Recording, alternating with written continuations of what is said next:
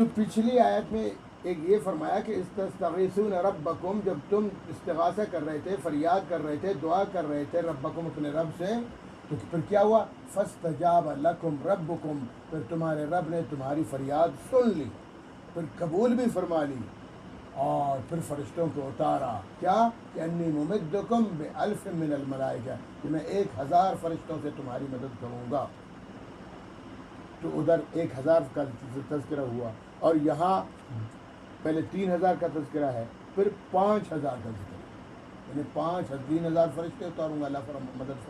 وعدہ فرما رہے ہیں، اور پھر 5000 کا بھی وعدہ فرما رہے ہیں۔ تو اس کی 2 وجہ بتاتا ہوں کو۔ پہلی وجہ دیکھیں، اللہ کے رسول صلی اللہ علیہ وسلم نے استغاثہ فرمایا، دعا فرمائی، فریاد فرمائی، اللہ رب العالمین کی بارگاہ میں فریاد کی، تو اللہ رب العالمین نے آپ صلی اللہ علیہ وسلم کی دعا، صحابہ کرام کی دعا قبول فرما لی، تو فرمایا میں 1000، کفار کی تعداد 1000 ہے، تمہاری کم ہے، ان کی 1000 ہے، تو میں 1000 فرشتے اتاروں گا تمہارے لیے۔ اچھا، پھر آگے اللہ نے شرط رکھی، اگر تمہارے اندر صبر ہوگا، تمہارے اندر تقویٰ ہوگا، تو پھر میں 3000 بھیج دوں گا فرشتے تمہاری مدد کے لیے۔ اور پھر ایک قسم کی افواہ پھیلی کفار کی طرف سے کہ کفار کی کمک آ رہی پیچھے سے، اور لوگ آ رہے ہیں۔ پھر صحابہ کرام نے دیکھا کہ اب ان کی کمک بھی آ رہی ہے، تو اللہ رب العالمین نے فرمایا کہ اگر ان کی کمک آ گئی تو میں تمہیں 5000 فرشتوں سے تمہاری مدد کروں گا۔ سبحان اللہ، کیا عظیم لوگ تھے، کیا عظیم اللہ رب العالمین پر اعتماد تھا، ان کا بھروسہ تھا، اللہ پر یقین تھا کہ اللہ رب العالمین وعدے پہ وعدہ فرما رہے ہیں، 1000 کا وعدہ فرما رہے ہیں، پھر 3000 کا وعدہ فرما رہے ہیں، پھر 5000 کا وعدہ فرما رہے ہیں کہ میں تمہارے لیے فرشتوں کی مدد بھیجوں گا۔ ایک وجہ یہ تھی۔ دوسری وجہ دیکھیں،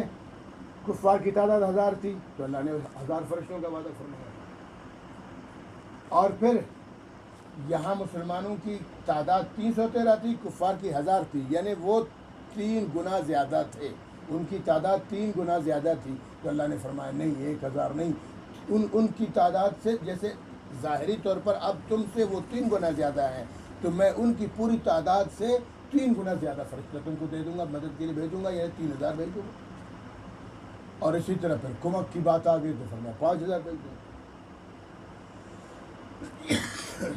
اچھا، ایک چیز اور عرض کر دوں کہ دیکھیں، یہ تو اللہ رب العالمین نے مومنوں کو، آگے پھر اگلی آیت میں پڑھیں گے کہ اللہ تعالیٰ نے صرف مومنوں کو خوش کرنے کے لیے فرشتوں کا وعدہ فرمایا، بھیج بھی دیا، فرشتے آ گئے، باقاعدہ آ گئے، اللہ تعالیٰ کا ذکر